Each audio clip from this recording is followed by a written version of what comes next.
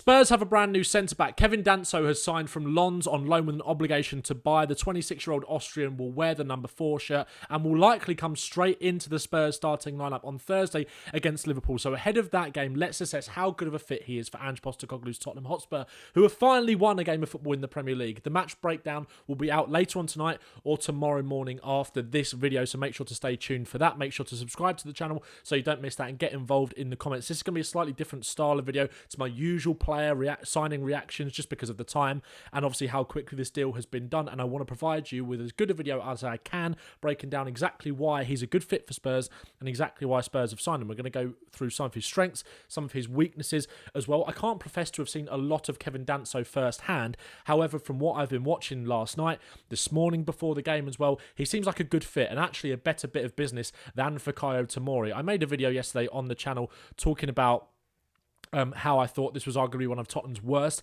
ever transfer windows, and still Spurs are kind of scrapping around at the end of the window to get deals done, but I think the Kevin Danso one is a good one, and Spurs have almost kind of failed upwards or fallen upwards to get a better fit than Fikayo Tomori. So he is a good signing. That's kind of that's where we should start. That is where we should start. He is a good signing. Lens have been very good defensively over the last few years as they've kind of risen through the ranks in terms of French football into the Champions League, where he has played against Arsenal twice. That's where you guys might have seen him, or maybe 3 times actually. I think they had him in the group phase this year and last year.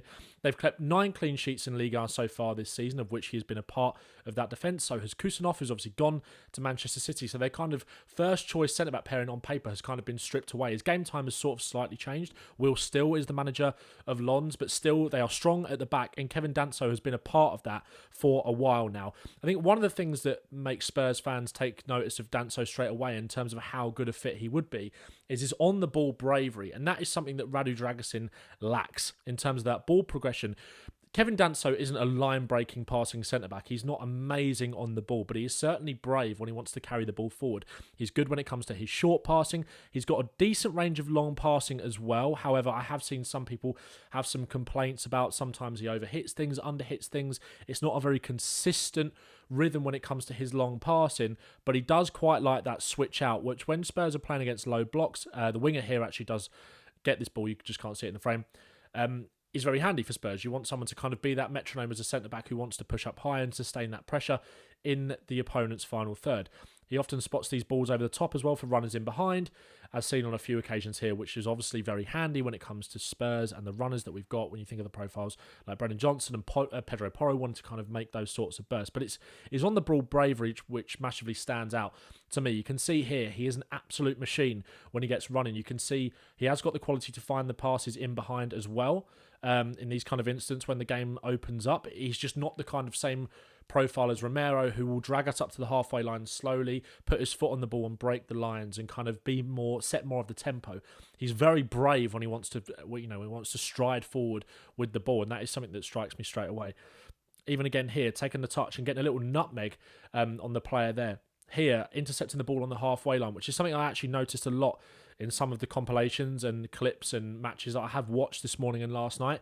One thing I said after the game against Elfsborg is that one thing we miss massively when Van de Ven's not in the team as well is that ability to really push up to the halfway line. And because he's got the recovery pace to get in behind, we're going to talk about his recovery slightly later on in the video, he can afford to be that bit more aggressive and really get in behind the striker and allow us to win those balls on the halfway line or in the opponent's half and allow us to sustain that pressure. There's some examples of that here, being really aggressive in the striker's back and being able to drive forward then with the ball.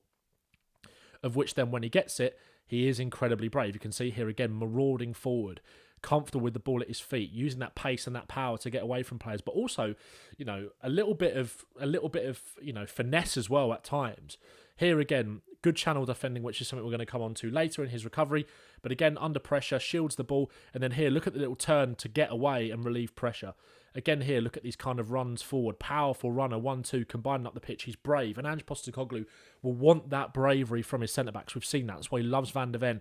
I think one of the things that goes out of Spurs' game when you don't have Romero and Van de Ven is that kind of that yin and yang, is that ability to, like I said, Romero is very press proof a lot of the time, right? Teams will kind of sit off of him because they know he can kind of break the lines with the passing really easy. But what Danso does so well, And it's what Van de Ven does really well, is he can draw players in and then just burst round them.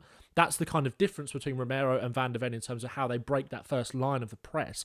And Danso certainly fits more in the mould of Van de Ven when you're thinking of what that partnership could potentially be when you're trying to balance those defensive profiles. Here again, the bravery to drive forward, winning the ball on the halfway line and driving forward. Again, tons of examples here. Let me just move my head here. Again, going in between two players, winning a foul. This is one I love here. The bravery to kind of turn with two players on him, invite players onto him and get away and combine and get up the pitch. Again, the bravery to really drive through teams and kind of be, breaking that first line of the press with that power is so important. And he will fit Ange Postecoglou's system really, really well. I think Ange spoke about it after the Brentford game today, or before the Brentford game as well, saying that they're really pleased that they've got him over the line. And I do think maybe with the way that it happened so quickly, it was kind of seen as a bit of a hijack. But maybe Danso was one that they identified slightly earlier on in the window. But again, I guess that frustration kind of comes in then as a Spurs fan, because it's like, well, if he's someone that you think fits the system so well, I think we can obviously see that from these kind of clips and the compilations that you watch. Why weren't we more aggressive to get it done at the start of the window? But, he's here now, and I think that has to be, celebrated. And of course, if there is any more movement between now and the end of the deadline, there will be more videos on the channel. So make sure to subscribe so you don't miss those, and get involved in the comments in this video and tell me who you think those players might be. Again here, these kind of the last few clips we've got to show you in terms of that on-the-ball bravery, but that ability to drive forward. Look how much ground he covers there. And another one here, which I really love, is that outside of the foot pass. Again, using that strength to get away from players, but that outside of the foot pass there to find the winger in behind. Again here, I think it come to the final few clips now in terms of that ability to maraud forward and evade pressure that way. But actually, when he does get in the final third sometimes, we've seen Romero do this quite a bit. These kind of cute little passes on the edge of the box, that reverse ball there to create that little cutback chance. And again, that ability to get away and evade the press. I've mentioned his ability to get up to the halfway line really well and squeeze the pitch, his long passing. Now let's focus on his recovery, which is another really strong part of his game and another reason why Spurs wanted to sign him. And another reason why he'd be a good fit for Ange Postecoglou's back line. Channel defending there. Again here, when the team's a little bit stretched, this was against Arsenal in the Champions League. He's done well and played well against strong opponents. Here, on the recovery, winning the tackle to get back. Here in the channel, I think this is actually against Christopher Nkunku for France against Austria. Or for, obviously, Danso playing for Austria, Nkunku for France. Really good in the channel. Again here, kind of a little bit exposed in terms of the defensive shape, but he reads the situation well. And again here, playing with that high line, he's got the recovery pace to get back and kind of be that Van de Ven, almost replacement or backup when Van de Ven is injured, and also potentially play alongside him as well. Here again, good channel defending, really strong in these kind of areas. And his ability to get back and recover on his own or bail out his teammates is really strong as well. Box defending, again, I think only one player in Ligue 1 has made more blocks than him this season, as Lons have kept the most clean sheets, and he's a big, big part of that. Here again, putting his body on the line, and Spurs are kind of going to get exposed defensively. Although we were really strong defensively today, actually against Brentford, I thought, in terms of our box defending, and actually didn't really let up too many clear-cut chances, and we're going to talk about that in the video that comes later on or tomorrow morning. Here, putting his body on the line to block.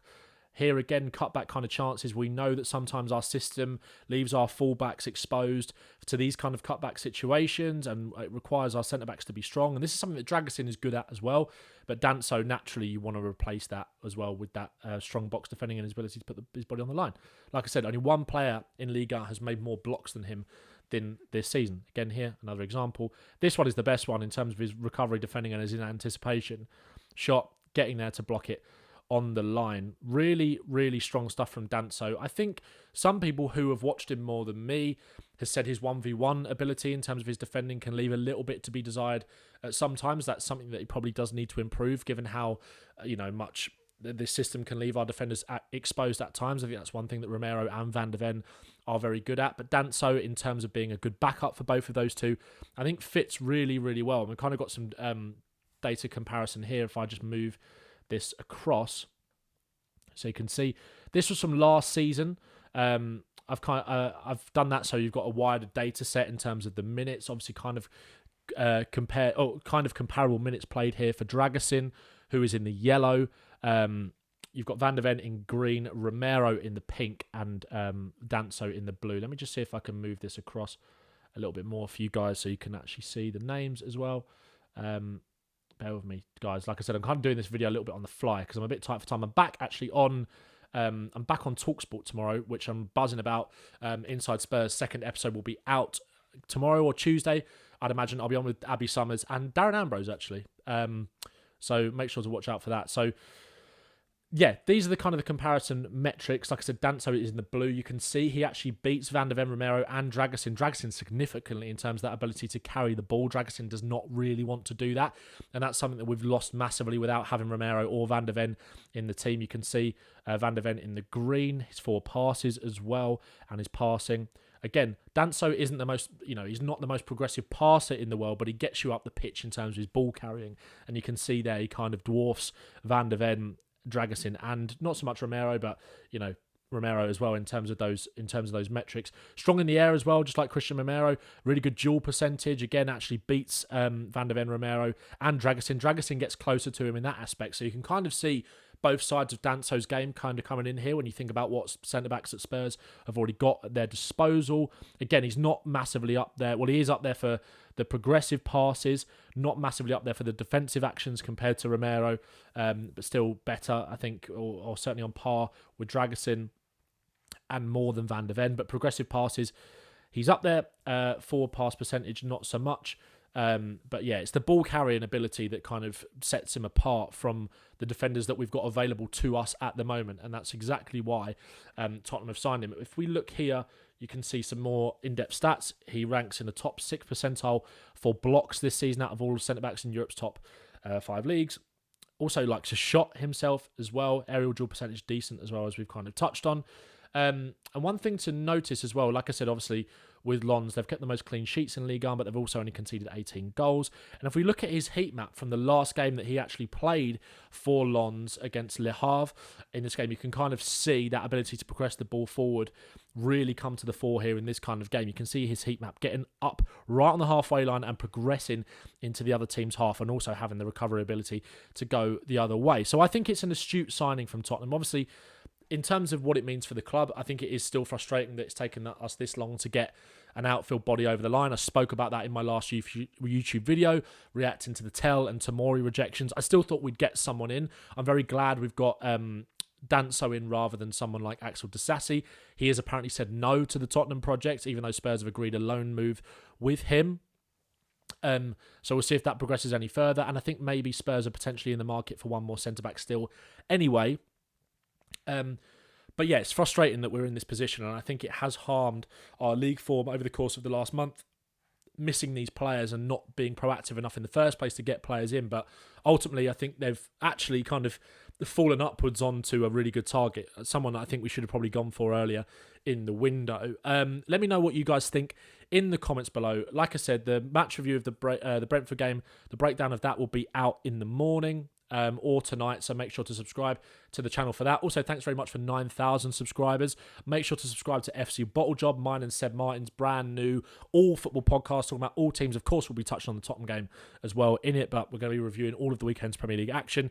Make sure to subscribe to Daring and Doing as well. All of these links are in the description, my Tottenham podcast.